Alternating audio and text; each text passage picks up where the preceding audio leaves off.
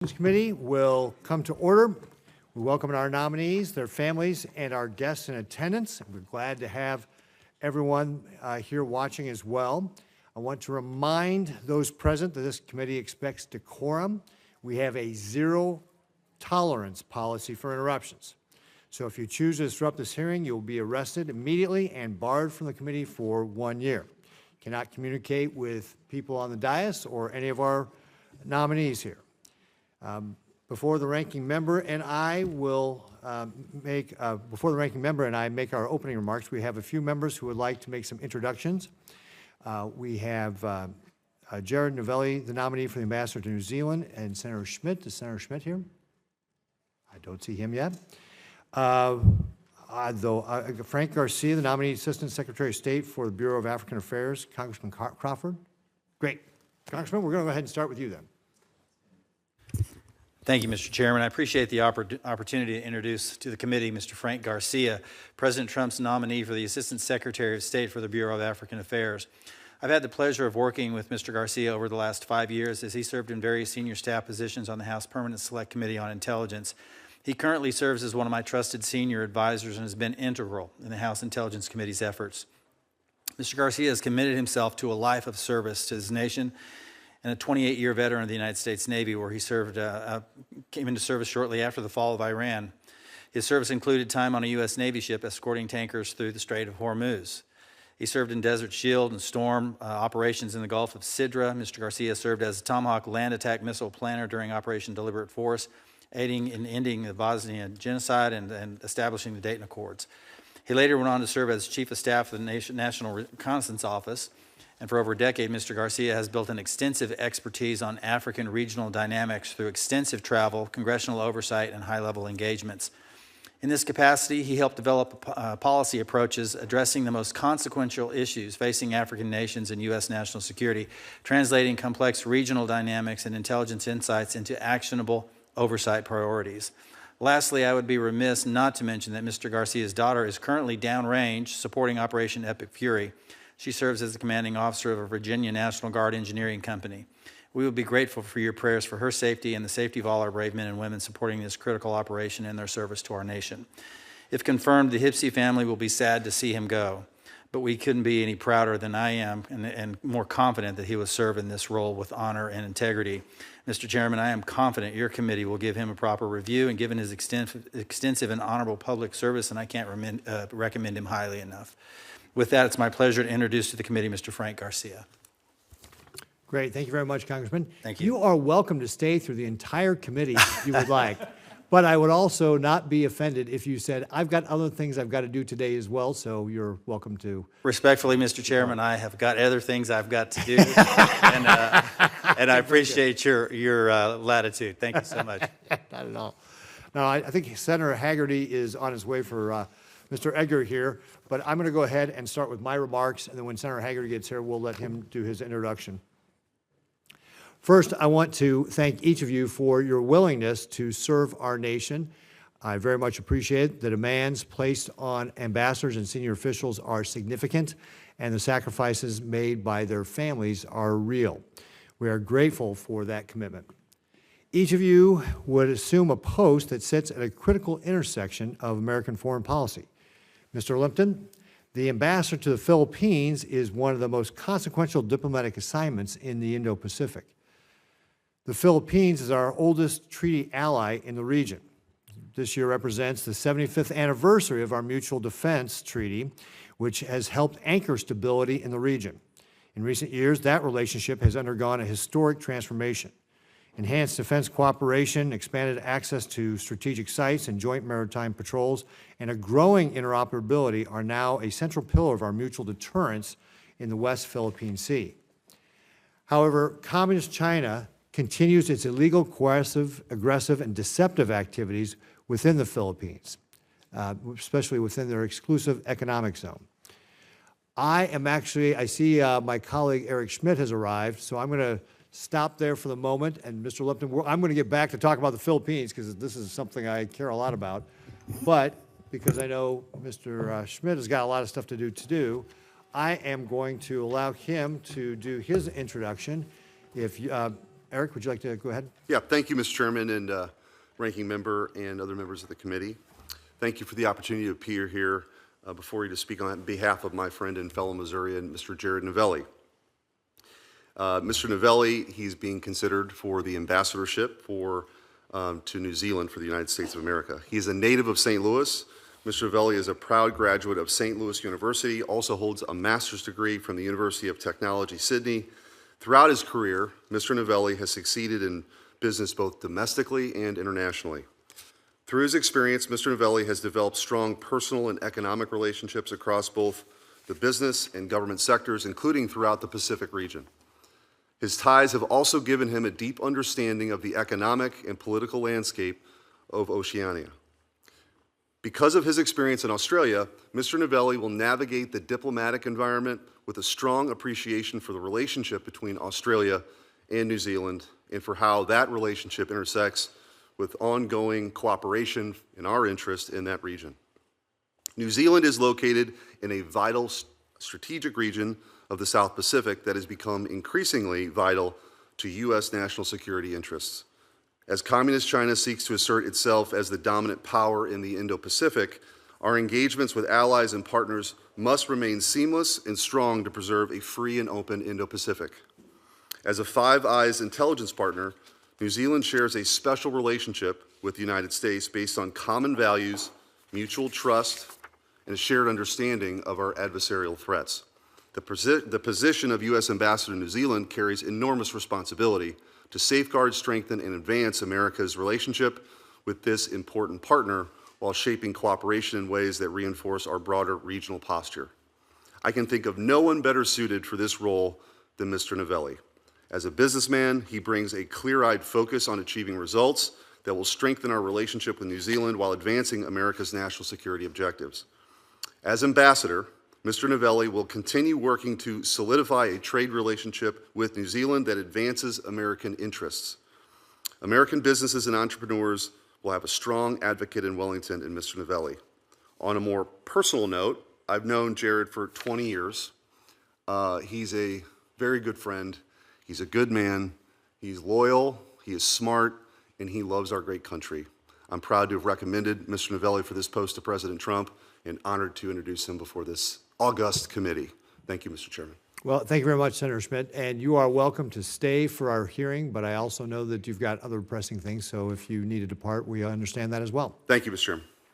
Senator Haggerty, would you like to introduce Mr. Haggard? I certainly would. Before I do that, I'd like to thank the chair and the ranking member for holding this meeting and letting us move these ambassadorial candidates along. This is an important role, as we all know, and very much appreciate your leadership, both of you, in doing this. To the members of the committee, it's my honor today to introduce the Honorable Troy Edgar, who's President Trump's nominee to serve as the next U.S. ambassador to El Salvador. Troy's a Navy veteran, he's an experienced business leader, and he's a seasoned public servant who currently serves as Deputy Secretary of Homeland Security. He brings executive experience, operational expertise, and national security leadership skills to this important ambassadorial nomination.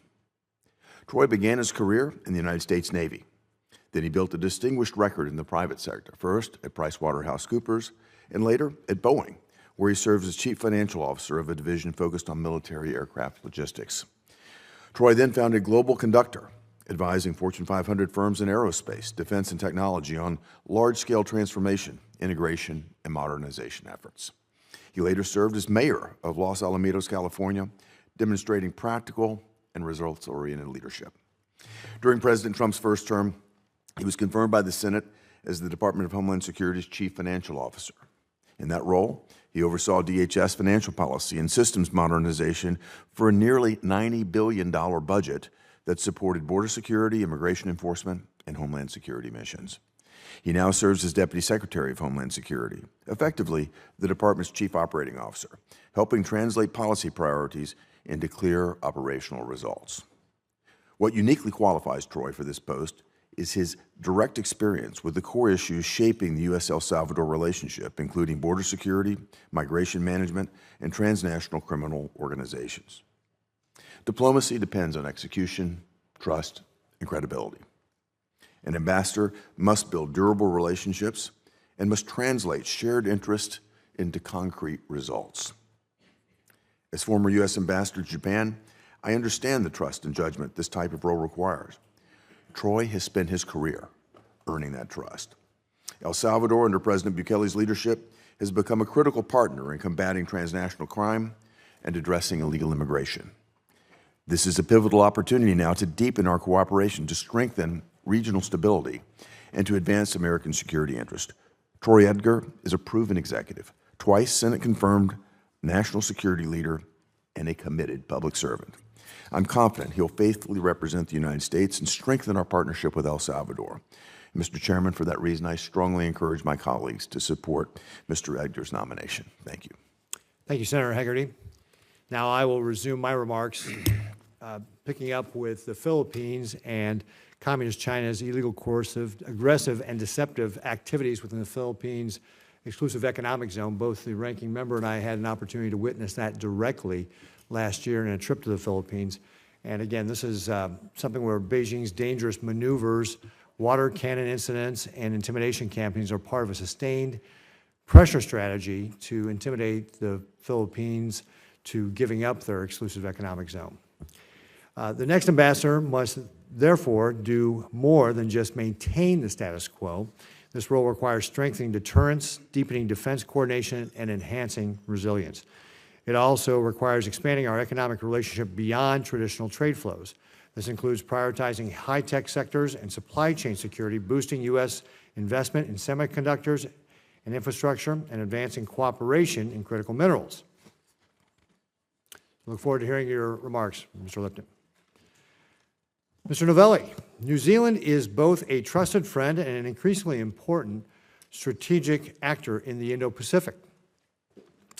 It is a Five Eyes partner and a strong voice for a free and open region.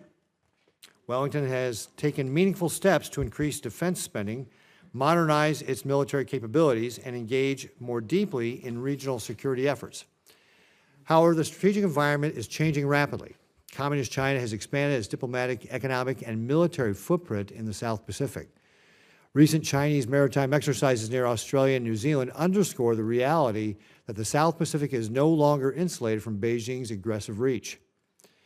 If confirmed, the ambassador must work to strengthen defense coordination, expand cooperation in emerging technologies, and strengthen supply chain security. Additionally, given the post also includes representing the U.S. in Samoa, the Cook Islands, and Niue, they must work to steer Pacific Island nations away from Beijing's coercive economic traps.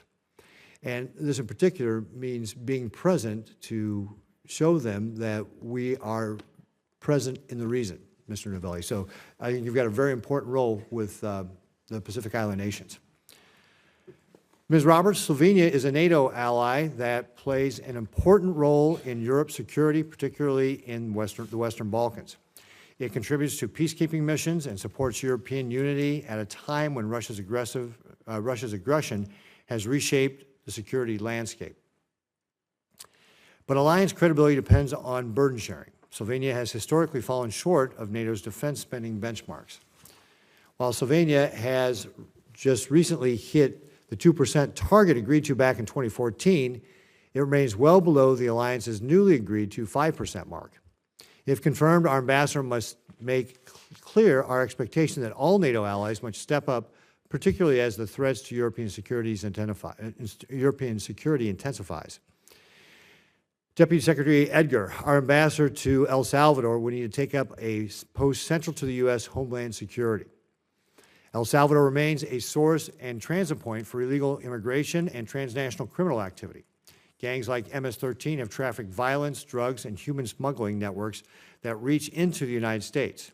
The country also sits along key narcotic routes, moving cocaine and other illicit drugs northward.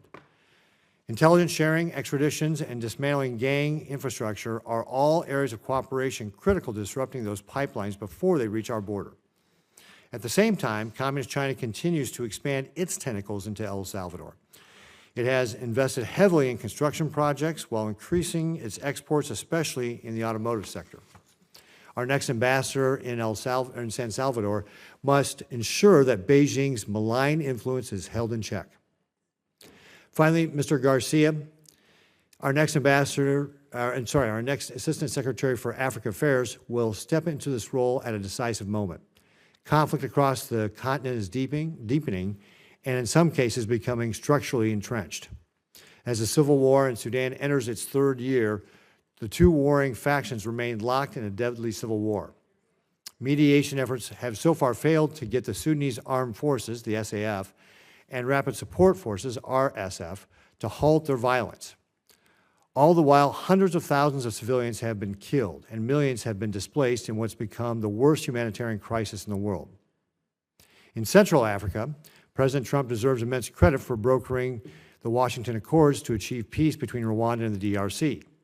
However, as recent actions by the administrations reflect, more must be done to ensure both parties adhere to their commitments. Additionally, terrorism on the continent, particularly in the Sahel and the Horn of Africa, remain a critical global security threat. Christians continue to be persecuted and killed by Islamic jihadists in Nigeria, while al-Shabaab, one of al-Qaeda's strongest and most successful affiliates, has proven resilient despite the increased counter-terror operations. At the same time, Communist China is now Africa's largest trading partner and a major creditor. It has embedded itself through infrastructure financing, resource extraction, and arms sales, and strategic access agreements. We cannot afford Communist China to be the only game in town. I thank each of you for your willingness to serve and to look forward to your testimonies. And with that, I will now turn it over to the distinguished ranking member for his remarks. Thank you, Senator Ricketts. Thank you both for your partnership on this committee and your friendship beyond it. We were at an important dinner together last night about the future of our support for Ukraine and one of our most important alliances. And I largely agree with the comments you've just made about Slovenia, about the Philippines, about Africa, so I'll focus on one or 2 points. And I want to start by thanking all of you for your willingness to serve, for the impact it will have on you and your families. I'm well aware of the dislocation involved in moving to a whole other country, and I suspect most of you have been sustained in your careers of service so far by your families. So to the families who are present or watching, thank you, and know that I respect and appreciate those who serve in our State Department and all who serve our nation at home and abroad, and we'll be praying for your daughter and her safety. In the last few months, I've traveled broadly. The senator mentioned our trip together to the Philippines and Taiwan. Just in the last few weeks to Germany, Belgium, Switzerland, Denmark, Ukraine, Moldova. Everywhere I go, I've seen the unfortunate consequences on ways in which the Trump administration has pushed away our allies, whether through tariff disagreements, hectoring them about values and priorities, such that they're now questioning our reliability and the benefits of partnering with us. In particular, the unhinged threat to try and acquire Greenland from Denmark, a trusted NATO ally, has really undermined our relations in Europe, and ones which will need close attending to. Ambassadors for the United States globally are key to maintaining and growing our relationships, to pushing back on competitors like Communist China in Africa and in the Philippines, or to holding closer NATO allies like Slovenia, working in the South Pacific with Pacific Island nations and our long-standing Five Eyes partner, New Zealand, or working with a hemispheric partner, El Salvador. So I'm grateful for those who lead our posts around the world, and I'm glad for the opportunity to hear from all of you today. It is striking that having embarked on a war of choice in Iran and turned nearly the entire Middle East into the war zone, we do not have confirmed ambassadors serving in Saudi Arabia, in UAE, in Qatar, in Egypt, in Kuwait, in Libya, Iraq, Algeria. I could list many others. Virtually all of those are places where Americans are currently stranded and where we're relying deeply on our partners for support as they seek to evacuate. Meanwhile, several of those ambassadors are failing at this core responsibility of keeping Americans safe abroad and are simply saying your government cannot help you. Better planning for a war of choice could have avoided this chaotic evacuation from the region. Equally shocking to me is how long it's taken for the administration to put forward nominees.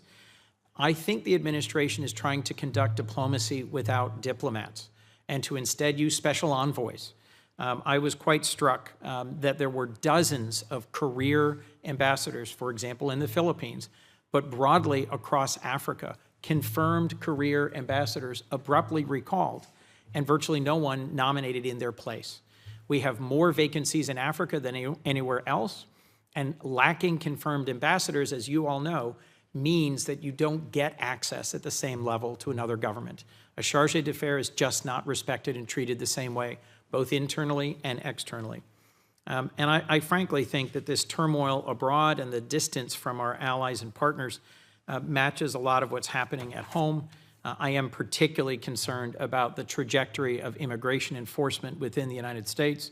And I bluntly think it's shameful the administration has chosen as our representative to El Salvador the same person who has overseen what I view as the most heinous episodes of the first stages of that, including illegally deporting 250 Venezuelans, most with no criminal records, to the CICOT prison in El Salvador. I will be pressing you, Mr. Edgar, on the specifics, what happened, what you knew about, what you think should be our accountability for it, and why you think you're the right person to strengthen our standing in that region of the world. We have a lot to talk about today. I appreciate the opportunity to work with my friend and the chairman of this hearing, and again, I appreciate all of your willingness to serve. Thank you. Great, thank you very much, and I appreciate the ranking member for helping us get this hearing going so we can get some more of these ambassadors done. With that, we will allow the nominees here to be able to introduce, give an introduction. I'd ask all of you to keep your introductions to 5 minutes or less. And Mr. Garcia, we're going to go ahead and start with you. Thank you, Mr. Chairman. Chairman Ricketts, Ranking Member Coons, and members of the committee, I'm honored to appear before you today as President Trump's nominee for Assistant Secretary of State for the Bureau of African Affairs. I appreciate the time that you and your staff have given me, and if confirmed, I look forward to working with you. If confirmed, I will advance America First priorities on the African continent and ensure our engagement is disciplined, strategic, and firmly rooted in the protection of core U.S. national interests as outlined in the National Security Strategy. On a personal note, I'm thankful my sister Terry is here. I know our brother Michael and our parents are smiling down from heaven. They taught us 3 lifelong tenets: God, family, and country. As part of the greatest generation, they served as a Navy nurse and an Army technical sergeant. They didn't talk about service, they lived it. I also want to thank my wife Bridget and our 7 children and 8 grandchildren for their love and support. You know, there's a country song, thank God for unanswered prayers. Today, I thank God for answered prayers. Bridget, you and our family are that answer for me. And for anyone that's wondering how to thrive with 7 children and 8 grandchildren, 2 words: zone defense. I served in the U.S. Navy for 28 years with many assignments in the AFRICOM AO area of responsibility. My first touch on the continent was as a junior officer visiting the port of Mombasa, Kenya, which sparked a fascination with Africa that has stayed with me. I currently serve on the House Intelligence Committee, or HIPSI, where for nearly 15 years I've focused on Africa, traveling frequently with members and staff. Thank you, Team HIPSI, past and present. My time in Africa left an indelible mark. Peace is precious, and it's not maintained by hope alone. That's why I embrace President Trump's national security strategy of peace through strength, strength guided by principle, and paired with credible diplomacy deters aggression, which protects the innocent and creates space for human dignity to flourish. If confirmed, I will bring that same sense of duty to the work ahead. For too long, U.S. policy in Africa has emphasized aid and dependency with open-ended commitments and a focus on spreading divisive ideologies. This administration has reset this relationship toward trade and investment for mutual benefit. Many African partners have welcomed a pragmatic approach that prioritizes opportunity and cooperation over lectures. If confirmed, I will ensure our policy is guided by a realistic calculation of costs, risks, and benefits to U.S. interests. The continent is at a strategic inflection point where lasting prosperity hinges on secure, representative governments and their selection of reliable partners. A healthy, well-educated workforce paired with abundant natural resources, can create opportunities that benefit both African nations and the United States. With opportunity comes risk, especially when governance fails to provide security and judicial framework that prosperity requires. President Trump and Secretary Rubio recognize that peace is the foundation of growth and have moved aggressively to support peace efforts in troubled areas across Africa. Instability in such regions as the Sahel and North Africa pose a direct risk to U.S. interests and citizens. Our counterterrorism efforts will remain focused on preventing attacks against the homeland and U.S. interests. We will build reciprocal relationships with key partners to degrade transnational threats from ISIS and al-Qaeda affiliates, and work with allies to promote stability. African nations must play a greater role in protecting their own regions, with the United States supporting local leadership and not substituting for it. If confirmed, I will ensure every dollar the United States invests in Africa advances our national security and economic priorities. Our approach will be disciplined and results-driven, applying Secretary Rubio's principle of privileging trade over aid, opportunity over dependency, and investment over assistance. Members of the committee, thank you for your consideration for the time, energy, and focus you and your staff devote to Africa. I look forward to your questions. Thank you, Mr. Garcia. Mr. Lipton, would you like to do your introduction, please? Thank you. Senator Ricketts, Ranking Member Coons, and distinguished members of the committee, thank you for the opportunity to appear before you. I am deeply honored to be President Trump's nominee to serve as the next U.S. ambassador to the Republic of the Philippines. I appreciate your time and consideration. I would also like to recognize my wife and soulmate of more than 45 years, Erica, and our amazing sons, Max and Dylan. Their steadfast love and support has sustained my career in business and public service. If my parents were alive today, they would be beyond proud to see me sit here before you. Over the course of my 50-year professional career, I have led businesses in the culinary and fashion industries, built international partnerships, created jobs, mentored young professionals, and navigated complex regulatory environments. I look forward to utilizing these skills to benefit the American and the Philippine people.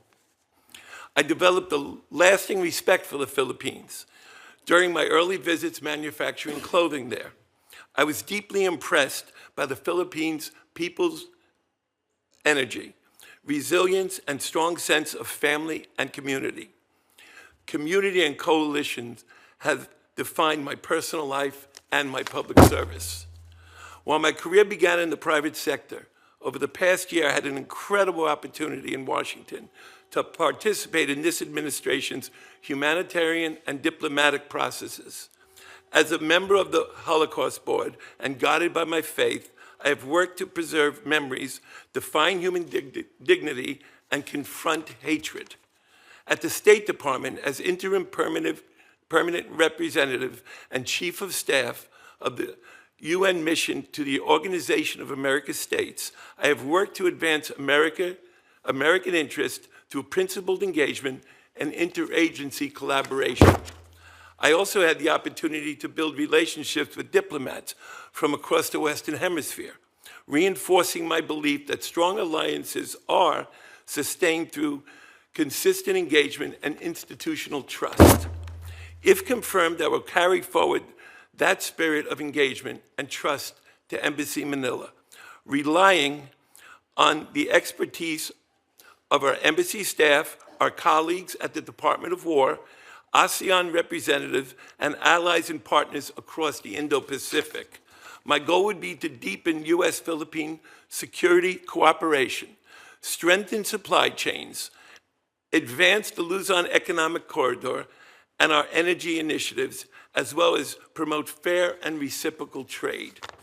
In closing, I would like to assure you that I approach this nomination with humility and resolve to uphold our ironclad alliance with the Philippines.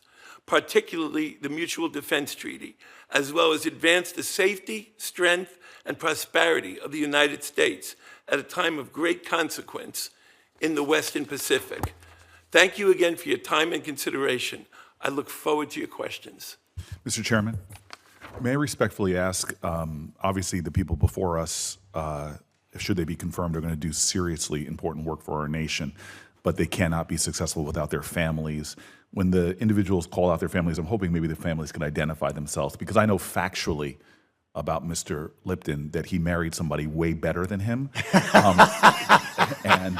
And that I know also his sons, I think at least one is here, is going to be even greater than their father. The apples are falling very far from the tree in that case. All right. Thank you, sir. Senator Booker, having been recently married yourself, you should know that we all marry up. Yeah, I actually know Senator Shaheen's husband. He married up in the case of Senator Shaheen, but you and Mr. Coons definitely did marry up. Thank you, Mr. Lipton. Ms. Roberts, please, your introduction. Chairman Ricketts, Ranking Member Coons, and distinguished members of this committee. I am honored to appear before you as President Trump's nominee to be the United States Ambassador to the Republic of Slovenia.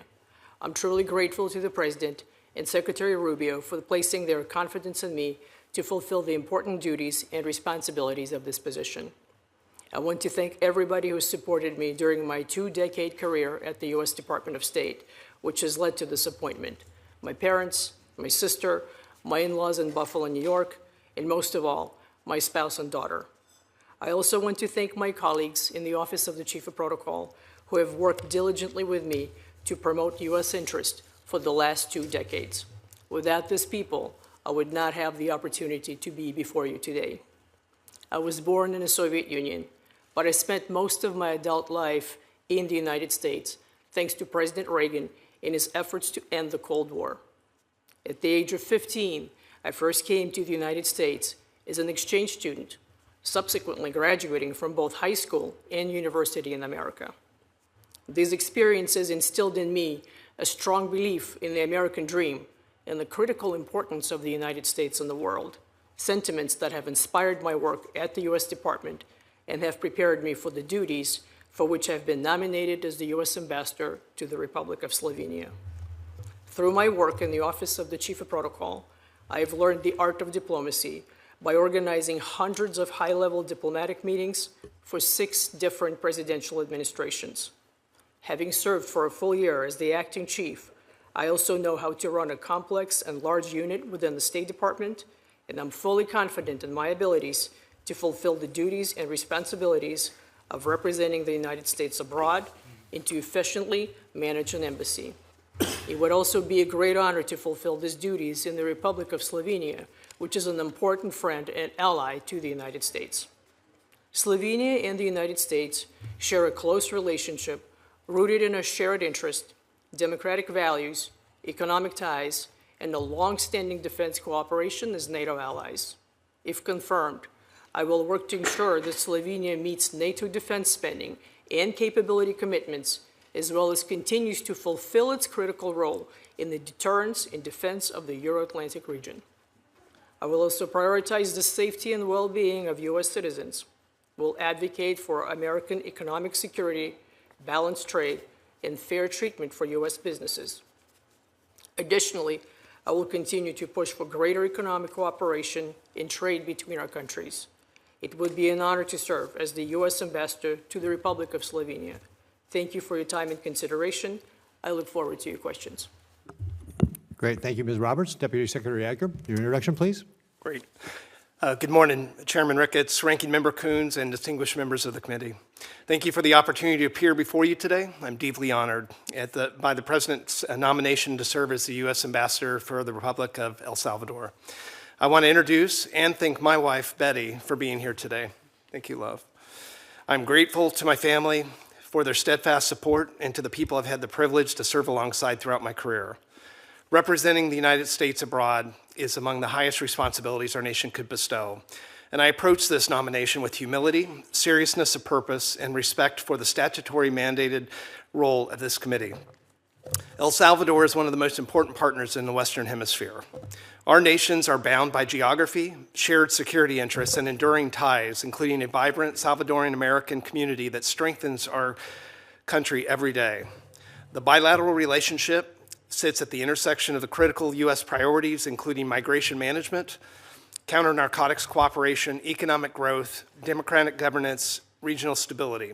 In many ways, how we work with El Salvador will help shape broader patterns of the cooperation and the stability across Central America.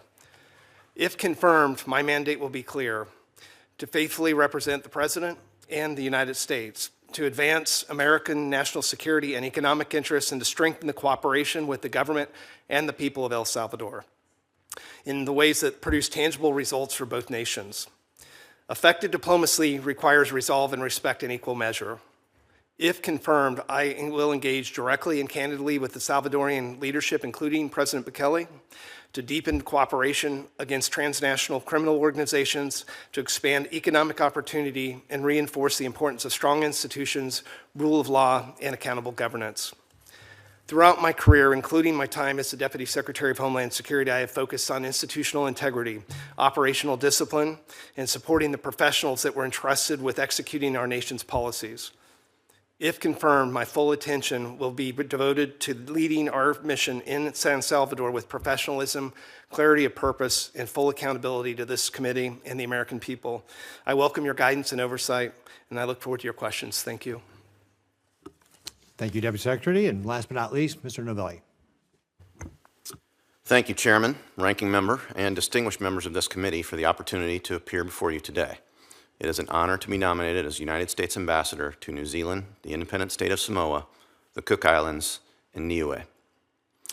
What may be lost on many of us in the private sector is the level of dedication that can be witnessed by those in government. During the lead up to this hearing, I've been exposed to a number of wonderful, bright, and dedicated people in the State Department. And I can honestly tell you that I've been incredibly impressed by the almost selfless determination that I have witnessed. I wish to express my admiration for all of those who have helped me by thanking them for their service, and to also thank my friend Senator Schmidt. So too I must express my admiration for all of the members of this committee for your service as well. If confirmed, I hope to, at least, match the dedication to the American people manifested by each of you members of this committee. Thank you for your service, and I look forward to serving our country with a similar zeal that I have witnessed.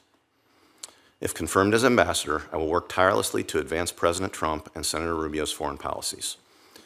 In advancing the President's agenda, we have few better partners than New Zealand. The government of New Zealand consistently supports our goals in the region and beyond. If confirmed, I will do everything in my power to take our relationship to new heights. Specifically, I intend to focus on 3 priorities. Number 1 is partnering with New Zealand, Samoa, Cook Islands, and Niue to promote a free and open Pacific. Number 2 is expanding our defense partnership with New Zealand. And number 3 is promoting opportunities for U.S. business entities. Few countries understand the darkening security environment in the Pacific better than New Zealand. Last February, China conducted live fire exercises in the Tasman Sea. I was in the region at the time, and it was very concerning. The exercises led to flight diversions and represented an example of alarming, even destabilizing behavior in the Pacific.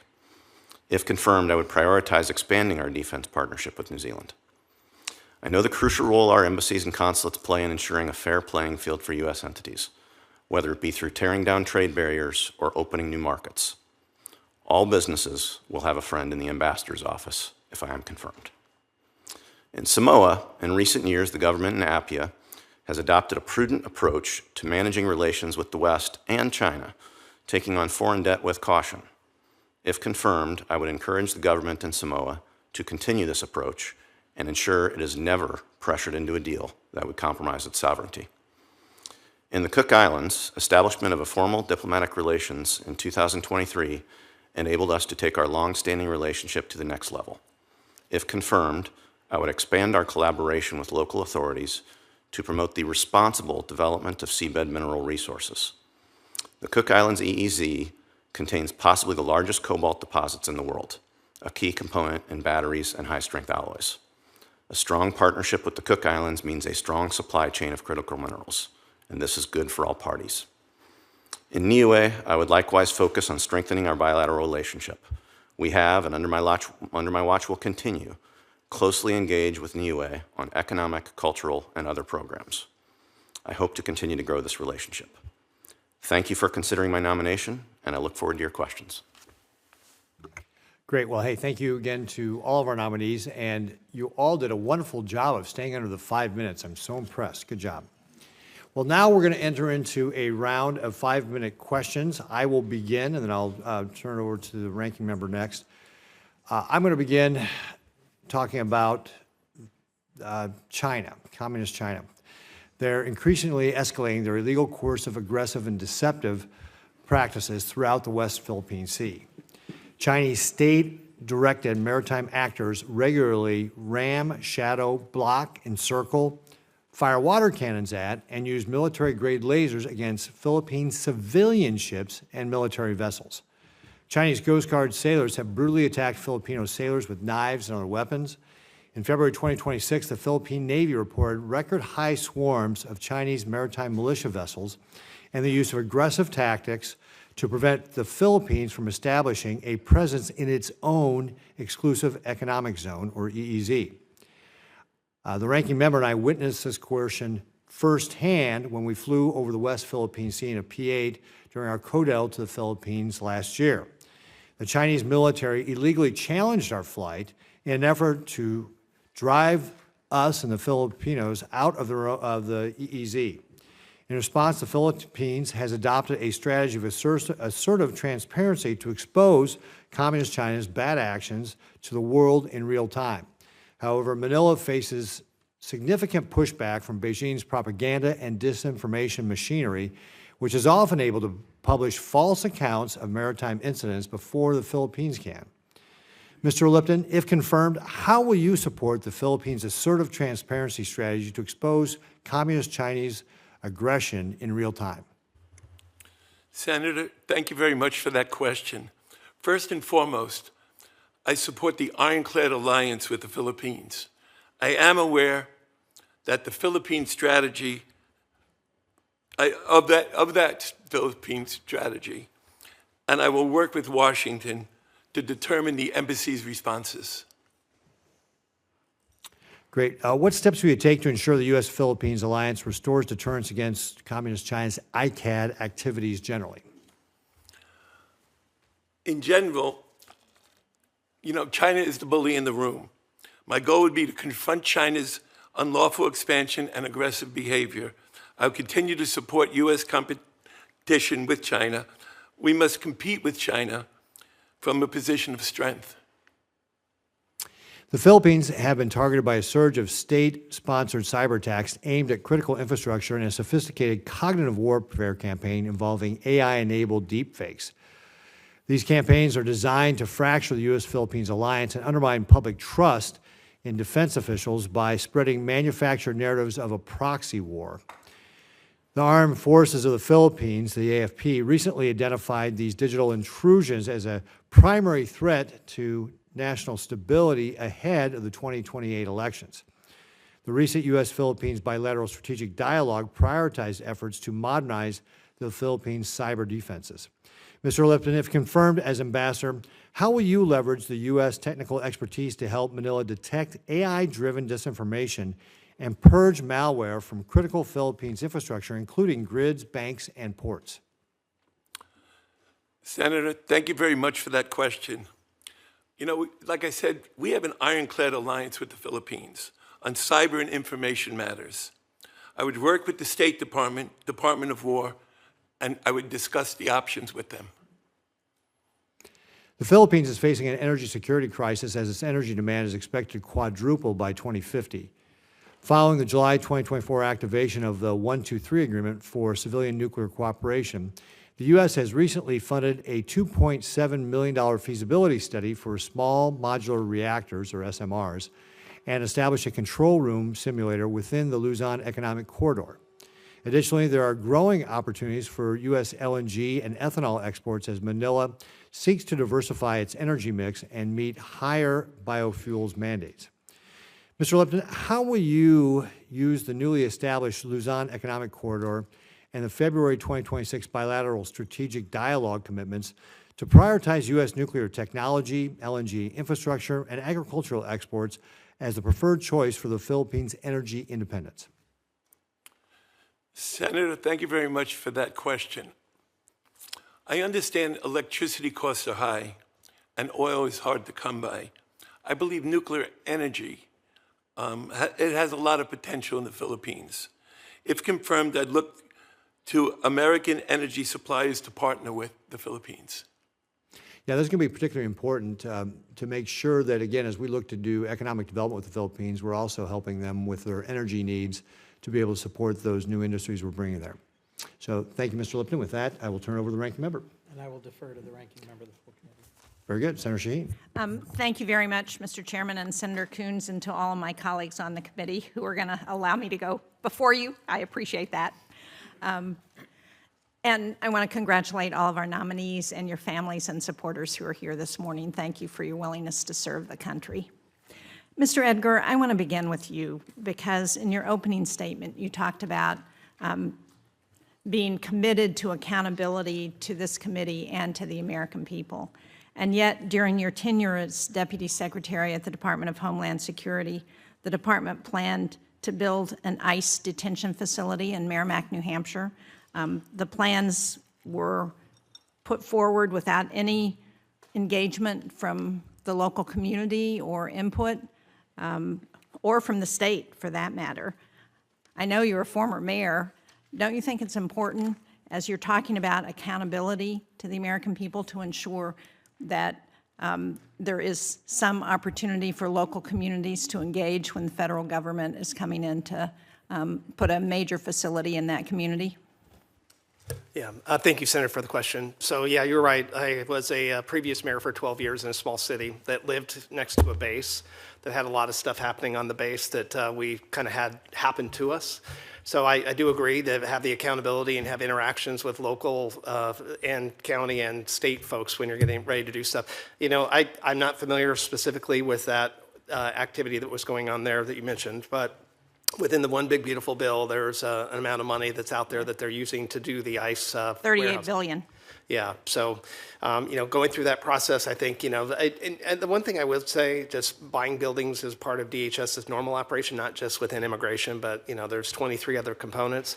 You know, there's a process that we do engage with the local folks when you're going through. There's zoning, permitting, and all that, and I know you know that. Well, that's right, and my concern is that that process was not engaged in, and I hope, as if you are confirmed, that you will commit to doing a better job of both providing transparency and engagement with this committee, and as you said, with the American people. I also want to call your attention to a report that the minority members of the committee produced on the Trump administration's third country deportations. Have you seen that? I'm not sure. We will ensure that you get a copy of it. In fact, it's probably helpful for a number of you to see this, because the administration paid more than $32 million to 5 foreign governments to accept third country nationals. And they went to El Salvador, was one of the recipient countries for those nationals. And as you're aware, El Salvador has been notorious for its human rights abuses. And one of the things that has happened is that many of those nationals went to their notorious prison, CCOT. And there's been, we are not aware on this committee of any due diligence that's been conducted by the American government on as to whether those third-party deportees have been tortured in that facility, what has happened to them. We do know that a number of those detainees who have been sent to third countries have then been moved on to the countries of origin, so 80% later returned to their country of origin at additional U.S. taxpayer expense. For example, we paid for one individual to fly to Eswatini. This is of interest to you, I'm sure, Mr. Garcia. Then back to Jamaica at a cost of more than $181,000. So I hope, will you commit to this committee that if there are additional third-party removals to the country of El Salvador, if you are confirmed, that you will follow up with those third country deportees and make sure that they are not being tortured or mistreated in the country of El Salvador? Yes, Senator, I will. Thank you. Yep. Mr. Garcia, I know that Senator Coons in his opening statement talked about the concern that we have on this committee with the number of open ambassadorships around the world. If confirmed, you will be the Assistant Secretary for a bureau that has 34 vacant ambassadorships across the African continent. In every country where we have a U.S. vacancy, China has an ambassador. That situation was made worse when a number of our ambassadors, over 30 career diplomats, were recalled in December.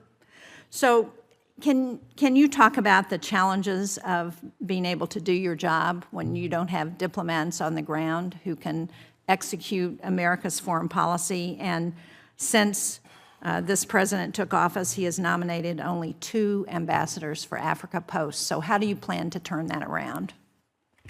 Thank you, Senator, for the question. Simply stated, having ambassadors forward is an important part of our diplomacy. However, we also have a number of career service professionals that have been in embassies carrying out decades and executing on decades of experience there. I understand, although I'm not privy to the inner workings of this at this point in time, that reviews are undergoing to realign assignments at the ambassador. And if confirmed, I commit to this committee to take a look at how the prioritization is being done, and will advocate for the African continent and ambassadors in the continent. Well, thank you. I hope that you will advocate loudly and often for that, because we need our ambassadors in place on the ground around the world. Right now, we have 14 countries in the Middle East where the administration has told Americans that they need to leave. In those 14 countries, we only have 8 confirmed ambassadors, 6 confirmed ambassadors, and only 4 of them are 2 of them are not career people with any kind of diplomatic experience. So it is a real threat, and we see that now, what happens in countries where we don't have people in charge. Thank you. Thank you, Mr. Chairman. Senator Coons. Thank you, Mr. Chairman. Mr. Edgar, as Deputy Homeland Security Secretary at the time, and now as a nominee to be our ambassador to El Salvador, did you have concerns about what was happening to the 250 Venezuelans that you helped deport to CICOT, given the widespread accusations of gross human rights violations by the Bukele government? Microphone. Sorry. No, thank you, Senator. No, I did not have concerns. I think that, when we were going through the process of, the deportations, President Trump has made very clear that we need to make sure that we're operating on really kind of 3 of his campaign promises. Number 1, secure the border. Number 2, effective and efficient deportations, and 3, for efficient government. So when it came to CICOT, the pictures that you're showing in the background and that view, that is a prison that is ran by El Salvador, not the United States. Does the United States have no obligation for the treatment of those who we deport to third countries? Well, I think if you go through, obviously we go through a safe and fair assessment, just like when we set up with the State Department. The State Department really kind of helps us put together what I'll call safe third countries, and the agreement that we had with El Salvador. From a DHS perspective, as the COO, I didn't get directly involved with the details of setting up that agreement. You're familiar with the Convention Against Torture? I am. And widespread allegations that President Bukele, while he has accomplished dramatic reductions in violent crime, has done so through the detention of nearly 100,000 of his own citizens, the undue influence on the Supreme Court, an illegal second term, repression of human rights by journalists, human rights advocates, frankly, a violation of the rule of law at virtually every level. Are you aware of those allegations against the Bukele government? I'm aware of the allegations that I read, but I would just say that they're allegations, right? I think if confirmed as the ambassador for El Salvador, I'll keep an open mind and being able to make sure that I'm aware. I use the data. I'll work with the committee in the form of an oversight so that we can go through and make sure that they're there. The one thing I would say to kind of counter that is that I think that El Salvador has done a tremendous job in their environment to be able to bring safety to 98% of their citizens. You know, they were in a situation, unprecedented gang violence in a really nasty place. And right now, you see it in their elections, you see it in the people and the turnout and the approval ratings that the people of El Salvador are supportive of what that current administration is doing. And the United States and President Trump backs the administration of El Salvador. Well, let's be clear, Mr. Edgar. At the Department of Homeland Security, as I said to your secretary in a hearing just this week, you have, and I have, we all have, obligations to protect American citizens, to keep them safe, but to do so in a way that is efficient and legal and humane and constitutional. We have to respect the rule of law. We can make our country safer by simply snatching off the streets, using masked, nameless agents, people who we suspect of being bad folks, and executing them. There was a period of time in the Philippines where that was the practice of the former government. There is a period now in El Salvador where that's the practice of the government. I agree we need to keep the American people safe. I profoundly disagree with doing so in a way that violates the fundamental rights of Americans. And it sends a message to the rest of the world about what we stand for when we forcibly deport hundreds of people, many with no criminal record, to a country that has a demonstrated human rights record that is abysmal. I am the co-chair of the Human Rights Caucus, along with Senator Tillis. I'm gravely concerned by the significant human rights in El Salvador, and frankly, by your answer that, you know, what matters is meeting the president's campaign promises, and it's popular, so who cares about the consequences for the people who were sent there? I also want to know about your role in developing the ICE plan for detaining people in our country in warehouses that Senator Shaheen just referenced. What was your role in developing and carrying out this plan? Yeah, thank you, Senator. My role at DHS is as the Chief Operating Officer. A big part of my role is the fiscal management of what happens at DHS. So at any given time, 3 budgets are in place, closing out 25, doing 26, looking at 27, within one big, beautiful bill, as you know. There was money in there for these types of warehouse operations. My role in that process was to facilitate with the 3 main components of DHS, ICE, CBP, and the Coast Guard, which got a pretty big allocation, the one big beautiful bill, work with legislature, with the appropriations, and with OMB to make sure spend plans and all the administrative parts are in place. So when it came to the tactical execution of what locations are they going to, where are we going to be, how are we going to use that, Secretary Noem and myself really relied on the leadership of ICE, who would have that responsibility. So in the process of purchasing warehouses throughout the United States, including in my neighboring state, Pennsylvania, potentially in her state, New Hampshire, in states like Mississippi, where the senator has pushed back hard on it, should we have concern that the standards in those warehouses will be comparable to CCOT in El Salvador? No, sir. You shouldn't have any concern. We have a unified standard that we apply to all facilities for ICE facilities. You know, we have 2 main vendors at ICE, GEO and CoreCivic, and those types of standards are national, many times better than the standards that we actually have in county and local jails. So that is the standard that we've given out, that they've went to put these out to bid, and that's the standard they would be held to. Do you think that members of Congress ought to be able to come and inspect the conditions in facilities, particularly in our own states or districts? I think that there is a process that you guys are required to go through, and I think that has been a point of contention with DHS, of whether you guys just show up at the door or whether you give us a little bit of a heads up. But I think Secretary Noem and the administration has been willing to work with you guys. Let me just reference one last thing. I know I'm over my time. You mentioned in your testimony that you've been particularly focused on institutional integrity at the Department of Homeland Security.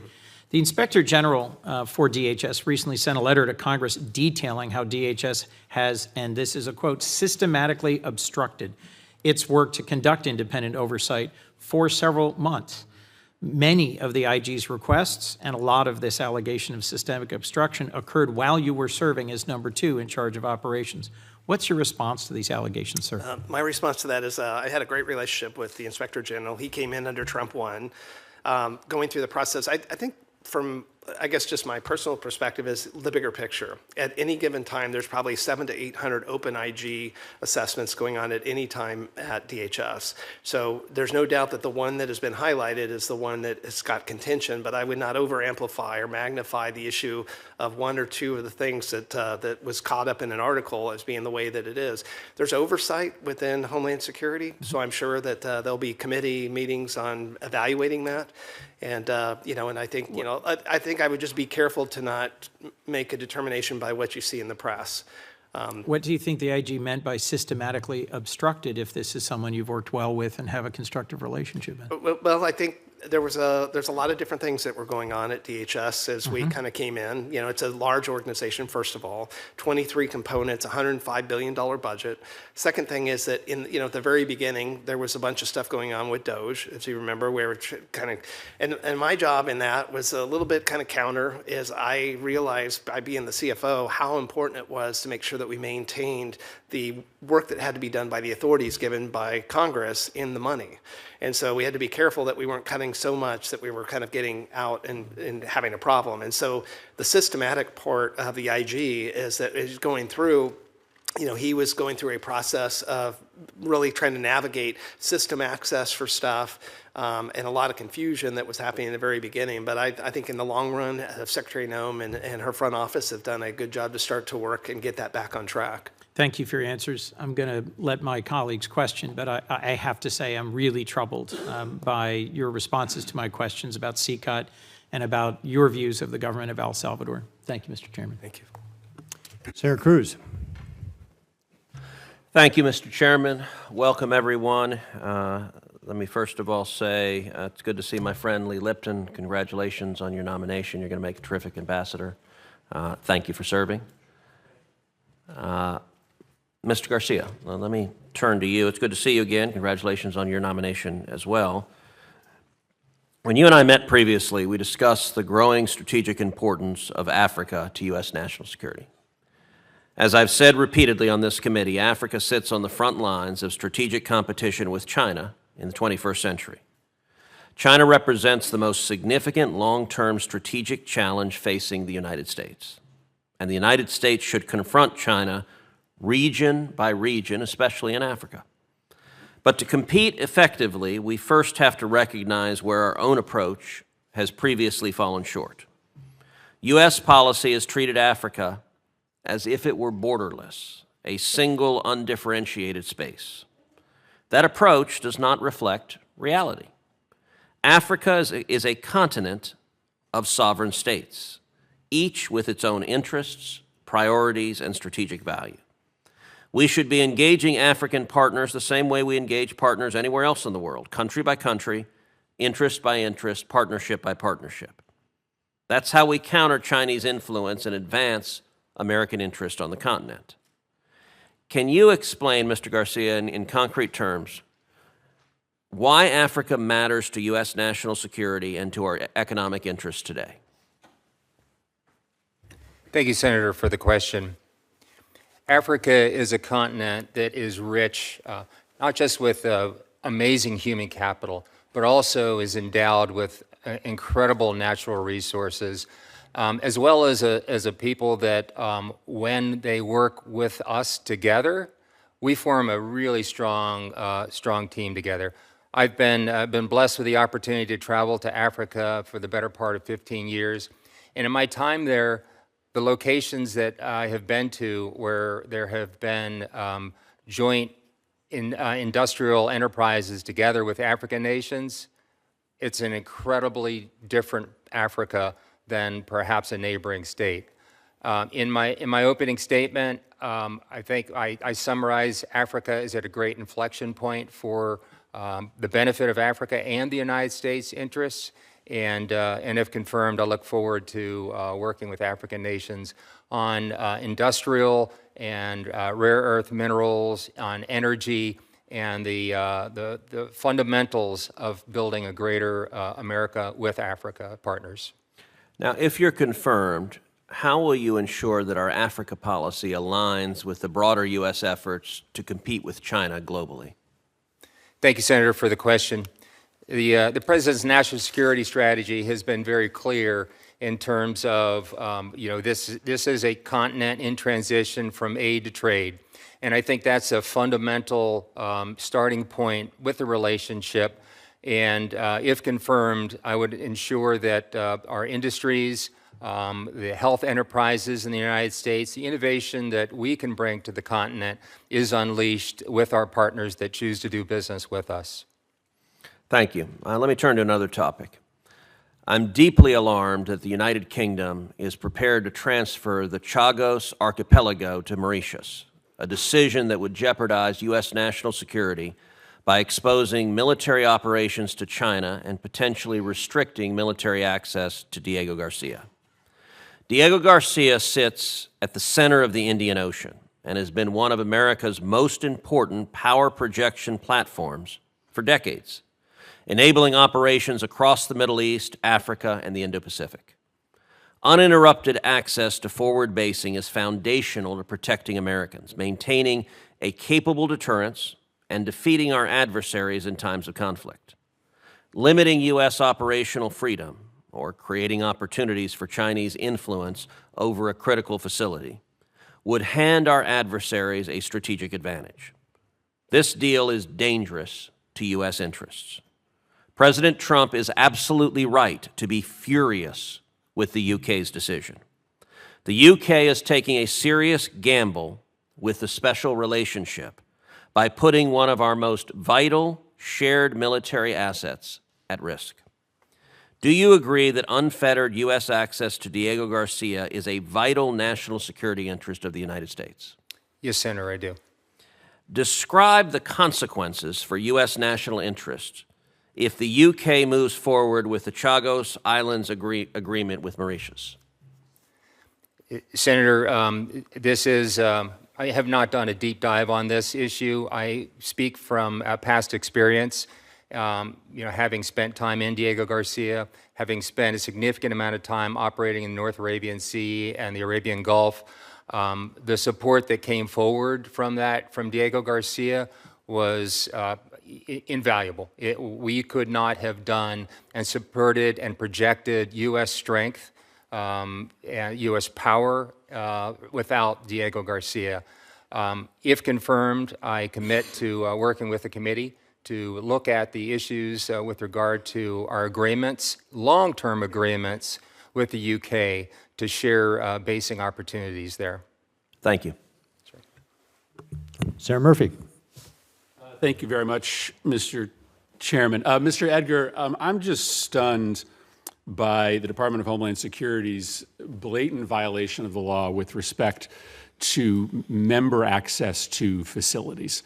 Our basic constitutional obligation is to oversee congressional spending, and the way in which the statute has been 100% clear that members need to be able to see these facilities and been denied that access, I think is a crisis. When I went down to Texas just a few months ago, probably only 30 days after you left, I was denied access to several facilities in Texas. And the explanation I was given was that all of those facilities were now funded by big, beautiful bill dollars, by reconciliation dollars, that everything at Dilley was funded by reconciliation dollars, that everything at Pearsall was funded by reconciliation dollars, that there wasn't a single facility in Texas that was funded with appropriations dollars. And thus, I was not able to access any of those facilities. That's not true, correct? You, as the person who oversaw money for the Department of Homeland Security, did not magically overnight transfer every single operation in the state of Texas from appropriated dollars to reconciliation dollars. Senator, thanks for the question. Can you give me the approximate date? Because when I was there, at that point, those facilities were covered under appropriated dollars. Yeah, so this would have been a month. You left on what date? December 19th. Yeah, so this would have been not more than a month later. Yeah. It's not credible, correct, that in a month all of those operations were moved? Most of the spending plans and all the activity that was approved was in October with OMB. So that I knew the Secretary and her staff was working with ICE. They were in a pretty aggressive period and a very tight deadline to be able to get activity going. So I don't know if they may have reconstituted those facilities as, the ones that you're talking about, I think specifically are, again, the big vendors. So whether they bought the facilities out from underneath the vendors or whether this was something that it was a new purchase. Sounds like it's an existing facility that you went to. I'm not super familiar, but. Yeah, I don't think, the problem is I don't think that explanation that was given to me in January was different than the explanation that was being given in December. I think members were being denied access to virtually every facility that they wanted to see at DHS because of a claim that it was reconciliation dollars that were being used, which was a lie. I mean, the people that were talking to me were lying to me. And it's just shocking that there was not dissent from you or from anyone else at DHS leadership to make sure that members of Congress had access to those facilities. Let me ask you about the post that you are about to arrive at, and I'm following up on some questions from Senator Coons. The State Department seems to be undergoing a campaign of whitewash broadly across the world regarding countries' human rights abuses, in particular those countries in which the United States has new and important financial deals between those countries and the Trump administration. Here's what the State Department Human Rights Report for El Salvador for the calendar year 2024 says, quote, "There were no credible reports of significant human rights abuses in El Salvador in 2024. That's not true, correct? I obviously, I don't know. I mean, that was before my time. I think it's interesting that's President Biden's time period, so that's his State Department, but I'm not super familiar with the detail on that. Well, President Biden's report for 2023 reported significant ongoing human rights abuses. I don't know that it's credible that you don't know. This is the country you're going to. You've spent the last several months studying this country. I don't think it's actually credible that you don't know whether there were significant human rights abuses inside the country in 2024. You know, right? So are you prepared to say that the report is correct, that there were no significant human rights abuses in El Salvador in 2024? I think, sir, you're saying two different things. You're asking me whether I just think in general, after studying a report that was done 2 years ago, whether I think it's right or wrong. Not a report. From your study of what's happening inside El Salvador, do you believe that there were no significant human rights abuses in El Salvador in 2024? From what I've been able to see through my evaluation, I have not seen any. I mean, that's disqualifying, Mr. Edgar. I mean, I'll send you volumes of reports from human rights groups. There are 100 political exiles who have had to leave the country. 38 human rights defenders are in jail in that nation. If you're going to be part of a whitewash campaign to deny the reality on the ground, you should not be confirmed as ambassador. You need to tell the truth. And the truth is, I mean, it's just irrefutable. There are massive human rights abuses happening. And if you're sitting here telling us that you have no evidence, you don't believe there are any significant persecution of political opponents of the regime in 2024, I just can't see how we can confirm you to this post. Yeah, Senator, if I can respond to that? Certainly. I think my entire background has been focused on being able to look at things through a data perspective and be able to evaluate. My commitment is, if confirmed, that I'll evaluate this, empirically being able to go there myself and being able to see. I'm committed to working with this committee. If we do have items that we want to have evaluated, I think it's really important, especially most important when we're having a Senate confirmation meeting, that we build a relationship, a relationship of trust. So, but you just said that you don't believe that there were human rights abuses inside El Salvador in 2024. How do we build a relationship of trust when you're literally denying reality in order to be able to facilitate the administration's campaign of whitewash? Yeah, Senator, I would just respectfully say, what do I have to refute what was written in there? I'm not there, right? I will send you stacks of reports from people on the ground that confirm the reality of political repression. I would assume you would have been interested in reviewing those in preparation for this hearing. I would be more than happy to review them. All right, thank you, Mr. Chairman. Senator Van Hollen. Thank you, Mr. Chairman. Mr. Edgar, you were the number 2 at DHS, so your immediate boss was Secretary Noem, right? Yes, sir. And as I understand your testimony, you left DHS around mid-December, December 19th. So you were there when the department launched Operation Metro Surge in Minneapolis, right? You were at the department. I was probably there when it was starting. So I'm going to ask you a few questions about human rights and constitutional rights here at home. You would agree that the American ambassador to El Salvador or anywhere else should have a basic understanding of the U.S. Constitution. Would you agree with that? I would. Okay. And you would agree that the Constitution gives people in the United States the right to peacefully protest, right? Correct. All right. And they have the right to say things against Trump administration policy, right? Sure. All right. So I want to ask you about Minneapolis because 2 American protesters were shot and killed by federal agents. Renee Good was shot and killed. Alex Preddy was shot and killed. Your boss, your former boss, Secretary Nolli, called them domestic terrorists. And yesterday, in front of the House and the day before here in the Senate, she refused to retract her statement, calling them domestic terrorists. So I have a very simple question for you today. Would you agree with me that Renee Good and Alex Preddy are not domestic terrorists? Senator, this is an issue that doesn't involve me. No, it does, because How you're does that going to involve me? be— They were shot after I left. You're going to be the American ambassador to El Salvador if you're confirmed. So I have an interest in your views of the Constitution and your views about what happened in Minneapolis, which all of America has got to see because it's on video. And people were shocked, including Republicans, some of them were shocked, that the Secretary of Homeland Security refused to retract a statement calling 2 American citizens peacefully protesting domestic terrorists. And I'm shocked that you refuse to say today that they're not domestic terrorists. You're refusing to confirm that they're not domestic terrorists. Look, anytime somebody is shot and killed by law enforcement, serious issue.